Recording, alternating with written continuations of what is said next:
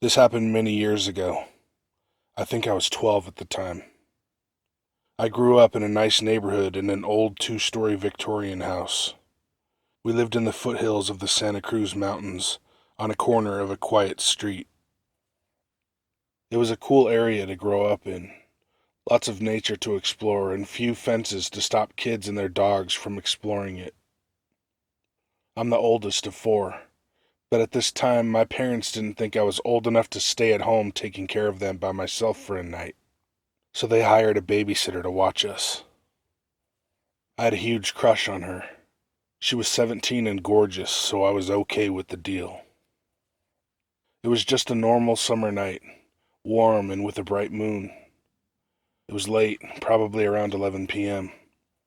My brother and sisters had gone to bed. I was up reading and the babysitter was watching TV downstairs. My little brother and I shared a big room on the second floor that looked out over the front yard. I was reading in my bed when suddenly my brother, in a frightened, tight voice, called my name. I thought he was dreaming, but then he stood bolt upright in bed and stared out the window. This obviously freaked me the fuck out, so I ran over to him. My brother then pointed out what he was looking at and asked me, "Who is that man?" Down in the front yard, about 20 yards away, was a lanky, long-haired man looking up into the sky. His arms were outstretched and he was slowly spinning. Then he started moaning. I immediately started to panic. This was how some horror movies start. I jumped up and ran into the hallway, for once glad that my parents had not put me in charge. Waiting for me in the hallway were my sisters, who had been woken up by the noise outside, and the babysitter came tearing up the stairs wide-eyed. Now I was really scared. Nobody knew what to do, and the sitter wasn't offering up any ideas. For some reason, I decided to call our neighbor across the street. He was a true curmudgeon, but he knew us. I guess I figured he wouldn't be scared. I grabbed the phone. No cell phones or even cordless ones back then. He answered after a few rings, and I asked him if he could see anyone out front. He was obviously annoyed, but he did go look. A couple minutes later, he returned to the phone and told me there was nothing, and I needed to go back to bed. Click. We were in no state to do that. I quickly went back upstairs and looked again, the moon flooding the lawn with light. No man. We tried to listen for the moaning. Nothing but the symphony of crickets. The sitter was not going back downstairs alone, and nobody else was going to sleep anytime soon. We all agreed we should go down together and make sure all the doors and windows were locked. We crept downstairs and quickly broke into two groups to check all the doors. I was with the sitter to check the front, my siblings the back of the house. All went well. Locks were secured. No weirdos barging into the house. But the sitter wanted me to look outside one more time. I was still fucking scared, conjuring up way too many Friday the 13th and Halloween scenes in my head that my friends and I had covertly watched on their cable during sleepovers. But I didn't want to show it in front of the woman of my dreams. Just one more look and maybe, just maybe, I'd get to be in something like that Revenge of the Nerds movie. So I quietly moved to the front window, which faced the front steps to our front door. I craned my neck to look out toward the driveway and back toward the lawn where we had seen him before. Nothing. And then suddenly he was there, running full speed at the window. Half his face was gone, a mess of blood and torn flesh. He had blood all down his shirt and on his shorts. The sitter screamed and I dropped to the floor in the most unmanly way possible. My siblings were crying in the hallway. He started pounding on the front door and yelling incoherently. I remember him saying at some point, "Let me in, please." Even though that seemed extremely polite for a mass murderer, there was no fucking way I was going to do that. Besides, I was frozen in fear on the floor. The most I could muster in a squeaky little boy voice was, "Sir, we can't help you. Please go away. At least I did something. Our protector, the sitter, was long gone. He pounded on the door some more, gave a disappointed and helpless final yelp, and staggered off into the night. I just laid there for a little while. After that, my siblings ran upstairs and huddled together. Soon after, we saw lights and sirens. The sitter had done the same thing in her flight into the bowels of our home. The one thing that had never occurred to the rest of us. Call 911. They found the bloody man wandering down the street, and our nightmare was over. Turned out he was a cyclist that went out for a full moon ride on a beautiful summer night. But he didn't see the storm ditch on our corner when he took a tight turn at high speed. He scraped half his face off on the street and passed out. He eventually came to, but he was so delirious from his injuries and the shock that he was off his rocker. He had been wandering around for a while before any of us knew he was there. We found blood trails crisscrossing the front of the property the next morning. I still feel bad I didn't help him, but I was just a scared kid. My parents didn't go out without us for a while. For years I was traumatized coming home at night, and nothing ever came of my infatuation with the sitter. I don't think I ever saw her again, but my brother still loves to mimic what I said that night. Bastard.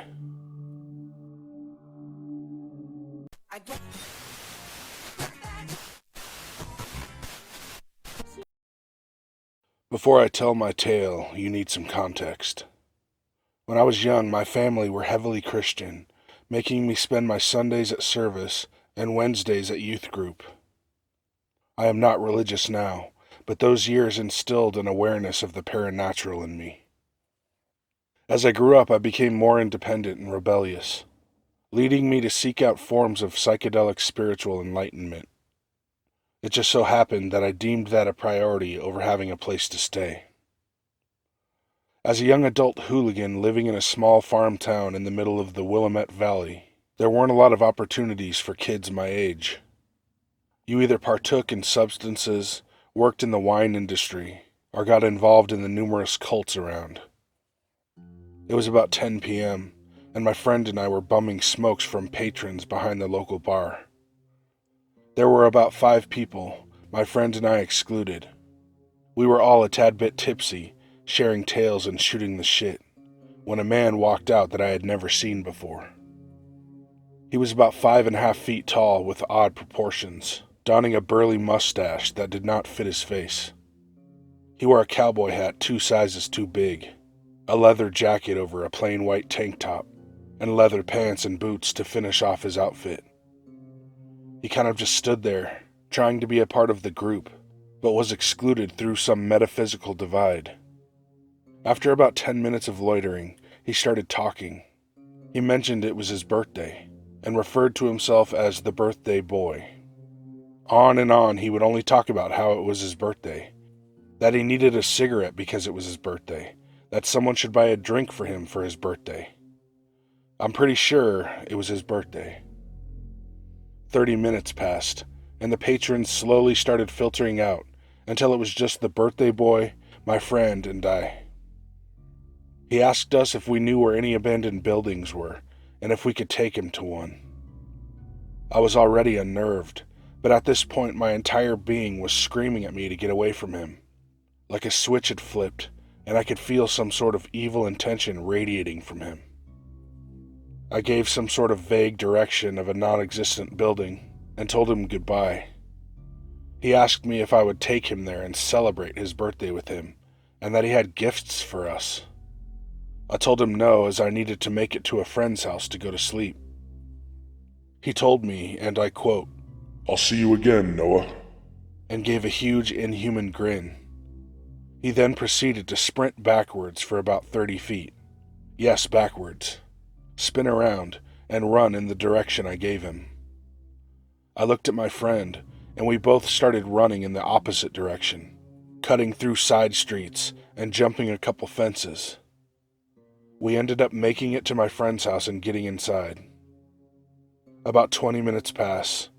We're chilling inside and smoking, and I hear, Happy birthday to you. Happy birthday to you. I peek out the window and it's the fucking birthday boy. I don't know how he found us, but he paced up and down the street for an hour or two, until he gave up and sprinted away. I never saw the birthday boy again, but I'll never forget his parting sound. Click-clack, click-clack, click-clack. The sound of cowboy boots furiously smacking the pavement. I don't know what the hell he was, but he was not human. To the birthday boy, let's not celebrate together, ever.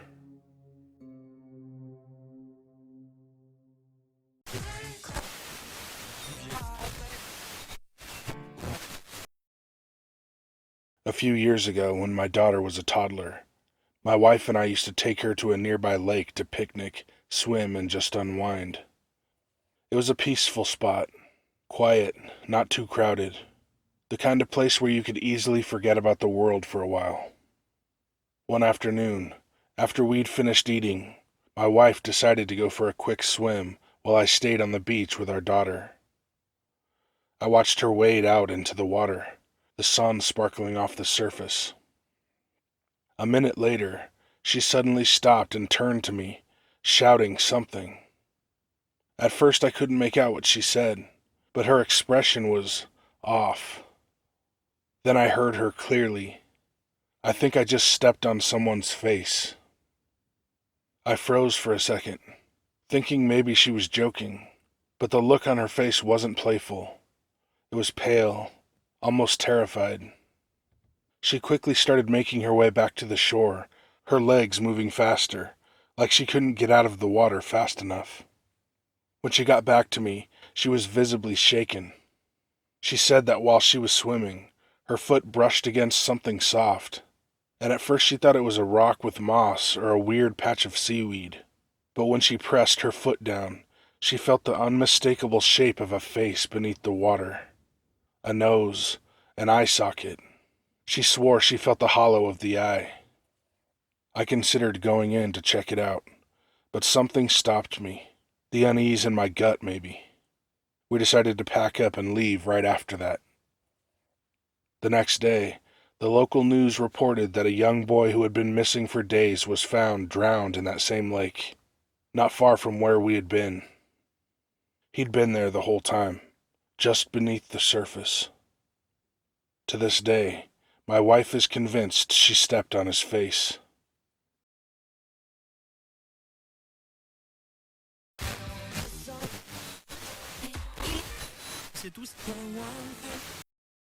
My mom's from a small town in Mexico that's known for an old church perched at the top of a hill. She grew up there and remembers stark warnings from her parents and grandmother to not walk alone after dark and never stop on the road into town. This was because people had been known to go missing along that stretch of road, which was flanked on either side by lush vineyards. She tells a story of a group of friends who went to a neighboring town for a party, and when they were driving back home, their truck stalled. They weren't very far from town, but the girls refused to walk as they were in heels. In the end, two of the guys went and the third stayed behind with the three girls.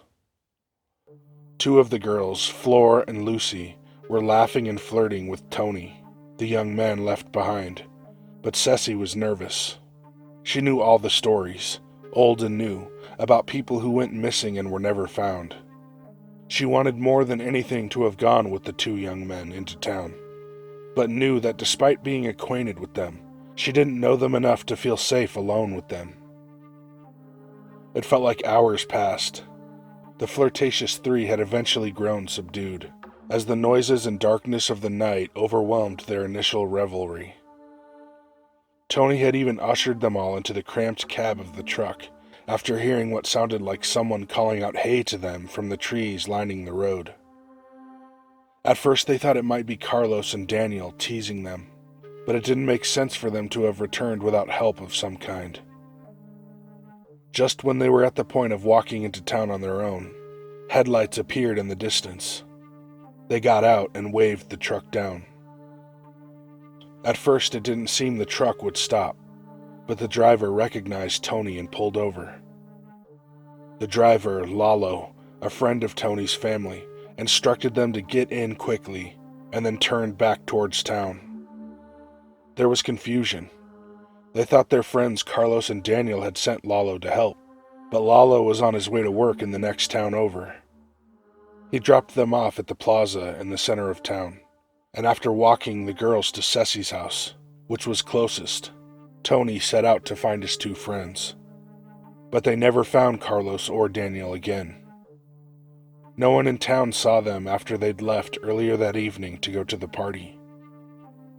Tony and the girls could attest that other than Lalo's truck, there had been no other vehicles that came through.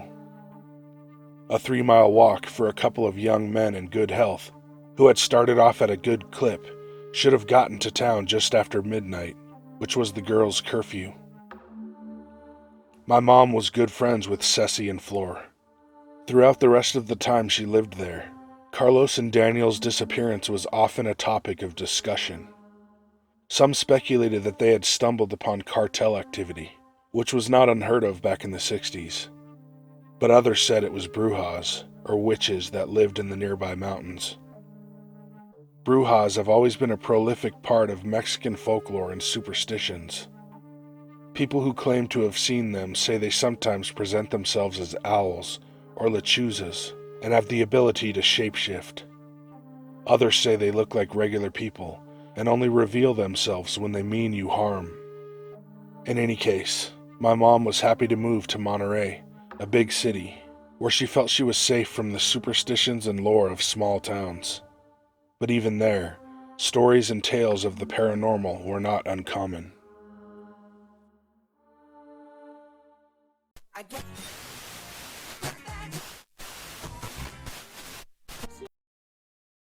Okay, on this one, I'm going to probably be butchering the pronunciation of some of these words and or towns. This happened when I was around 12. My family and I had traveled to Malaysia to visit relatives who lived in Sarawak. My family is known for their deep spiritual beliefs and rich traditions. Stories of spirits and supernatural encounters were common in our household, passed down through generations. Almost everyone in my family had a tale of an encounter, be it a whisper in the night or a shadow glimpsed from the corner of the eye. Me, being a skeptic at that age, thought these stories were just ways to scare kids into behaving.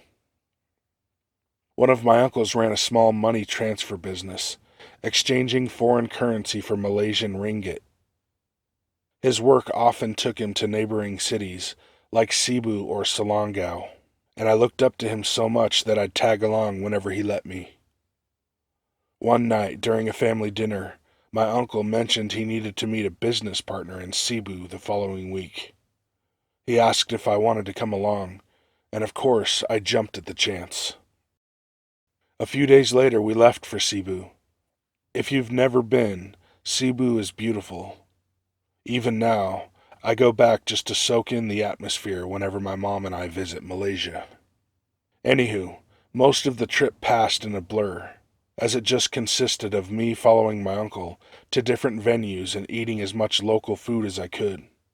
But eventually, it was time to head home. The drive back started out quiet and peaceful. It was late, and after the excitement of the trip, I was drowsy. You know those car rides where you can feel the hum of the engine and the gentle sway of the car pulling you into sleep? That is exactly what happened to me as I began resting my head on the seat belt. I slowly closed my eyes into a deep slumber, until I woke up. There was a sound, knocking, sharp, insistent knocks that jolted me awake. I was still in the car, but we were driving along a winding road on a mountainside, the dark trees closing in around us. I glanced at my uncle. His face was tense, and both hands were clenched on the wheel. Normally he'd have the radio on, humming along to some tune, but now the car was dead silent. I heard the knocks again, this time from the back right window. The sound was too loud and deliberate to be pebbles or branches hitting the glass. I started to look back, trying to make sense of it, but before I could fully turn, my uncle's voice cut through the air, cold and stern. Tengak Depan. Meaning look forward. I froze. He sounded different, like he was barely holding back a tremor. He told me to keep my eyes forward, to look down if I had to, but not to turn around. My stomach twisted. Confusion and fear swirled together as the knocks grew louder, moving from one window to the next, each hit sharper and more insistent, like something was trying to get in. My hands clenched the seat, my body trembling, as I felt the urge to turn around, to look, but my uncle's command echoed in my head. Then, as if on cue, the knocking escalated, pounding from every window. The sound became deafening, drowning out even the rev of the engine. My chest tightened, and tears started slipping down my cheeks as the car began speeding up, the engine roaring louder, trying to outrun whatever was there. Then, silence. In an instant, the knocking stopped. The only sound left was my uncle's shaky breath and the low rumble of the car. I don't remember much of the rest of the drive. My uncle kept talking, forcing a conversation about school or friends, anything to distract us from what had just happened. But I could see it in his eyes. Beneath his calm mask, he was just as shaken as I was. Years later, I came back to visit my hometown with my mom, and one night my uncle finally told me the full story. He explained that the mountain road we'd driven on was known to be haunted. He admitted that while I slept, he had seen something, a flash of black in the rearview mirror, almost like a shadow darting across the back seat. And just after I woke up, he'd heard it too, a voice from somewhere behind us. Tengak Depan. It still gives me chills to this day that the warning never came from him.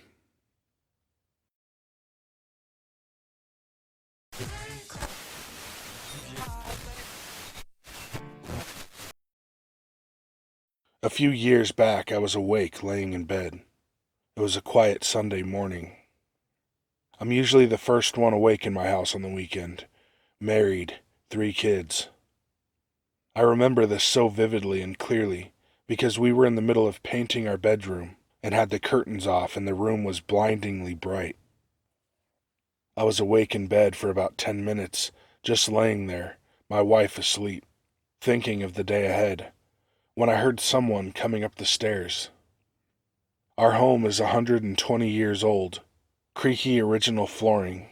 I've heard this sound hundreds of times from my room. Typical layout at the top of the stairs, one main hall with all of our bedrooms branching off, mine being the last one at the end of the hall. I can tell which door in the hall someone is walking to with my eyes closed, and certainly know if someone is coming to mine, 'cause it's the last. Oftentimes my children go downstairs for water early, and I assumed this was the case. I heard the steps coming up the stairs, and once they reached the top, I could tell they were coming to my room. So laying still, I turned my head to greet what I thought was one of my kids. What happened next is burned in my memory forever. A small head peered around the doorframe and looked directly at me, maybe 3.5 feet from the floor. All I see is what looks like a boy with almost black hair, a disheveled bowl cut, white skin, and black rough-cut holes for eyes. We were both startled, and it immediately dashed away. To this day, I don't know what launched me forward. My instinct was to either convince myself what I just saw and catch this thing, or find out it was one of my kids and I was hallucinating. It was literally 1.5 seconds between the time I saw it and leaping to the doorway looking into the hall. The thing just vanished. I went into my daughter's rooms one by one, and they were all very much asleep. I searched the house, basement to attic. Nothing. This house has many stories I could share here, but this one was unlike anything I have ever experienced.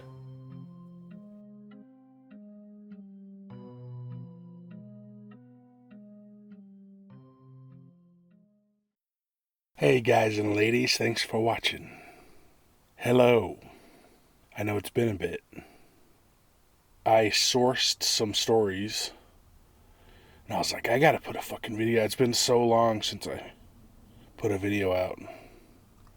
I wanted to rant just a minute. I was gonna do a skit, but I thought I'm just gonna rant about a couple things. Let me know if you're pissed I didn't do a skit. But I feel like it's so crazy the last, I don't know, maybe even before that, but like since COVID, it's like all the information in the fucking whole world is at our fingertips, and we're like dumber than ever.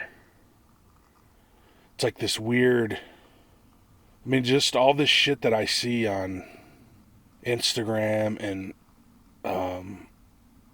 YouTube and Facebook is some of the dumbest shit I've ever seen. I like this thing. First off, the flat Earth thing. Like, are you fucking kidding me? Every space video that you watch is filled with comments about it's underwater, and it's like, oh, okay, all right, bro. Yeah, there's a fucking dome over though. That's what it is. First of all, I have a couple people in my family that think this shit. If you do, look, I mean, everyone's has the right to believe whatever the fuck they want to believe, but I might cut this out. I don't know, but anyway, the flat Earth shit's fucking insane. And then this thing where they hold something up. How does the mirror know? The fucking mirror doesn't know anything. You moron. The fucking camera is 2 feet to the right. What do you mean? What does the mirror know? It's a mirror. Anyway, it's really, things have just been getting on my fucking nerves.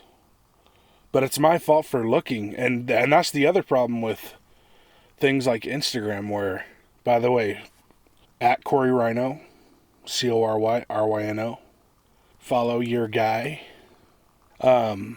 That's the other problem, is when you engage, it thinks that that's what you like.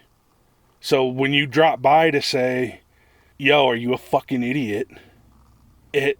You've just fucked yourself. And the more you do it, the more you fuck yourself. Anyway, I'm blabbing on, but I just wanted to come say hello. Me and Rip are good. I'm going to try to source more stories, and that's about it. So, be good to animals, even people. So,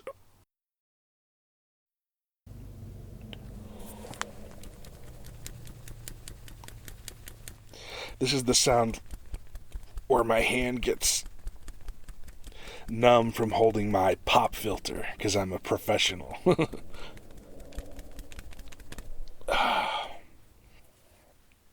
Leading me to seek out forms of psychedelic spiritual enlightenment.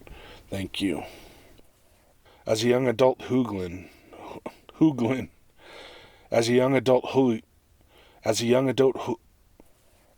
his arms were outstretched and he was slowly spinning.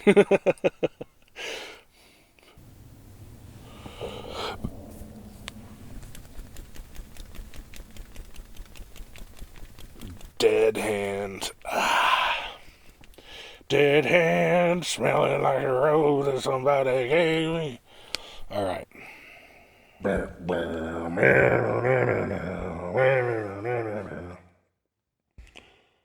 I am